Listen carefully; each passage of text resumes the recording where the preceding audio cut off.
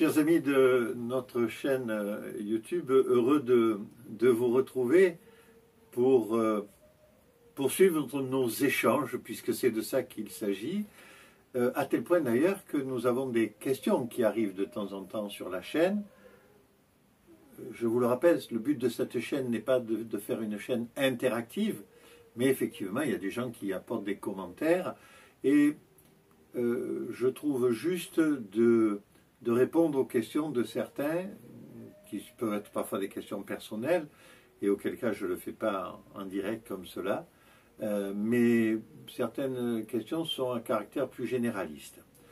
Je vous parlais il y a quelques temps de cela de la prière de Jésus, la prière du cœur, et l'un d'entre vous se posait la question de savoir est-ce que l'on peut finalement interrompre la prière, ce leitmotiv que nous répétons tranquillement, fois après fois, avec, comme je vous le disais la fois précédente, des formules qui peuvent nous être propres. La formule standard, je vous la répète, Seigneur Jésus-Christ, Fils de Dieu, aie pitié de moi pécheur. Mais pour certains, ça va se limiter à Seigneur Jésus-Christ, aie pitié de moi. Et puis pour certains ça va être Seigneur et pitié simplement et même autre chose. Alors comment ça se fait? Généralement on matérialise le fonctionnement de notre cœur qui s'adresse au Seigneur par le support de notre chapelet de prière que nous avons à la main et que nous égrenons petite boule de coton ou de laine ou peut-être parfois de pierre ou de bois. Et d'une certaine façon, ce mouvement de la main nous fixe sur quelque chose de très précis de notre corps et nous permet de nous débrancher, entre guillemets, de notre extériorité, du petit oiseau qui passe devant la fenêtre, ou je ne sais quoi. Alors la question qui m'était posée, c'est est-ce qu'on peut interrompre la prière, notamment par exemple en intégrant une invocation à la Mère de Dieu. Très sainte Mère de Dieu, sauve-nous, très concrètement, qui est la prière, je dirais, un peu de même nature que la prière de Jésus, mais qui s'adresse à la Mère de Dieu. Il n'y a pas de règle là-dessus. Dans les monastères, les moines ont ce qu'on appelle une règle de prière. Cette règle de prière, ils ne l'inventent pas. Ils partent de leur ressenti, de l'envie qu'ils ont, et avec leur père spirituel ou l'higoumène du monastère, qui est assez souvent le même dans les petits monastères, petit à petit, on se forme un cadre, et c'est ce cadre-là qui va nous permettre de quitter un peu la matérialité de ce monde pour vivre avec le Seigneur dans une intimité particulière.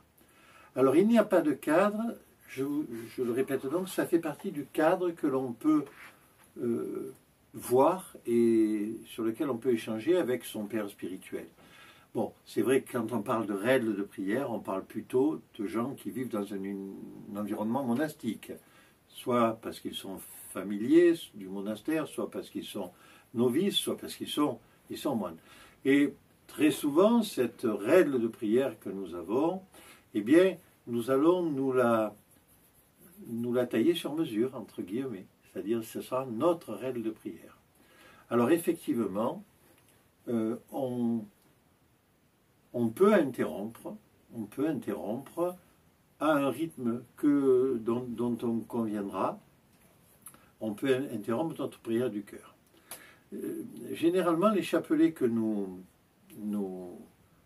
utilisons pour la prière, ce sont des chapelets, vraiment le chapelet de poche, je dirais, beaucoup de guillemets laïques, qui sont des 33 grains, et on en fait 34, c'est-à-dire qu'on prend la petite croix ou la médaille qui est au bout, comme 34e grain, pour faire 100 grains.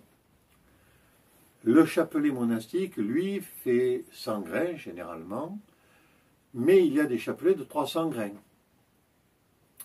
Le chapelet de 100 grains, c'est le plus populaire, c'est celui que l'on croise le plus fréquemment, avec lesquels les moines, lorsqu'ils ne sont pas en activité manuelle, se promènent à la main généralement. C'est leur compagnon, et puis vous savez, cette présence de ce support de notre prière, c'est aussi la présence qui nous rappelle la présence de Dieu, du Seigneur, au quotidien, avec nous. Moi, je dis souvent, c'est pas très très important. Alors, pardonnez-moi, c'est une formule un peu cavalière que j'emploie là, mais c'est pas très grave d'oublier une prière à un moment donné. Par contre, quand on envoie la main dans la poche et qu'on touche notre chapelet, eh bien, on se dit, ah Seigneur, je t'ai un peu oublié. Tu permets que je voudrais passer un peu de temps avec toi. Et c'est cette façon-là que nous avons de finalement changer véritablement notre vie. Alors oui, on peut interrompre. Je serais tenté de dire que si vous limitez à un chapelet de 33 grains au début, du moins, on va s'interrompre pas trop souvent. Parce que si on commence à s'interrompre sur un chapelet de 33 grains, eh bien, nous allons avoir du mal à créer cette onde à l'intérieur qui nous habite, cette onde qui est une onde qui nous rapproche du Seigneur et qui fait que nous avons le sentiment d'être davantage en phase avec lui. Alors il y a aussi quelque chose d'autre que l'on pourrait évoquer. Cette prière du cœur, elle peut être faite d'une façon un peu particulière à partir du monastère de Saint-Jean dans l'Essex, le monastère du père Sophronie. Le père Sophronie,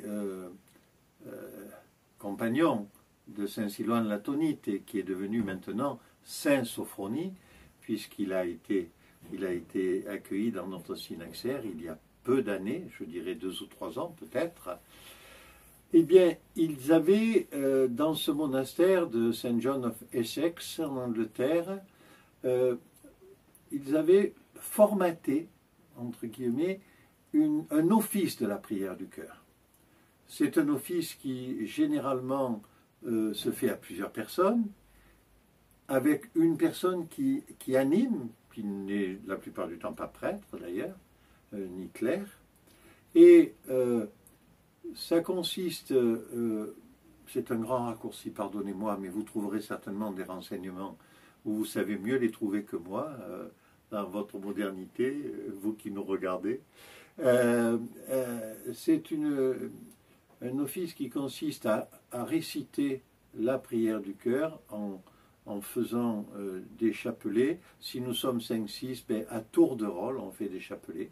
Et on intercale dans ces chapelets des lectures qui visent à, je dirais, approfondir notre compréhension de notre relation à Dieu à partir notamment des écrits de Saint Silouan l'Atonite, enfin des transcriptions des écrits de Saint Silouan l'Atonite qui ont été faites par Saint Sophronie.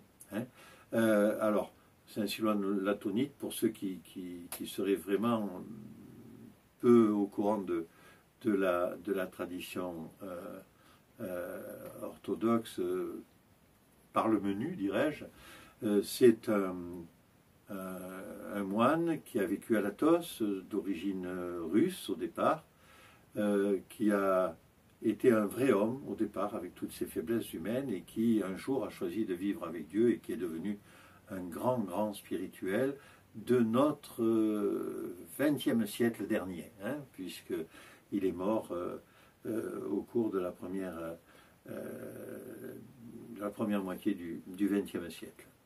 Voilà ce que je pourrais vous répondre sur cette question. Peut-on interrompre la prière du cœur? Je crois que pour vous qui avez adressé cette question sur la chaîne, comment puis-je faire en sorte de rentrer en moi pour m'éloigner de mon extériorité et arriver à me concentrer dans ma relation à Dieu. Je crois que c'est ça l'objectif de la prière du cœur. Alors nous allons avoir plusieurs niveaux sans doute de progrès, d'élévation au fur et à mesure de notre âge, de nos activités, dès lors qu'on aura un peu plus de temps que nous n'en avions avant. Par exemple, moi qui suis très vieux, comme vous le voyez, eh bien effectivement, j'ai plus de temps pour prier que quand je travaillais. Mais que pour partie, parce que je faisais beaucoup de kilomètres en voiture, et quand on fait beaucoup de kilomètres en voiture, c'est des heures de voiture tous les jours, et c'est un temps très propice pour prier et pour faire la prière du cœur. Parce que la conduite en voiture ne requiert pas de nous, elle requiert une vigilance constante, mais tout le reste, ce sont des automatismes. Et donc, on peut effectivement prier, réciter la prière de Jésus, Seigneur Jésus-Christ, Fils de Dieu, aie pitié de moi, pécheur, en conduisant. Voilà. Je vous souhaite à tous une très bonne journée. Si vous aimez ce que nous disons lorsque nous enregistrons ces petites vidéos, eh bien, n'oubliez pas de nous faire un petit signe et de nous... Vous savez, ça s'appelle un like. Levez le pouce comme ça. Je vous dis à une prochaine fois, dans la joie de vous retrouver.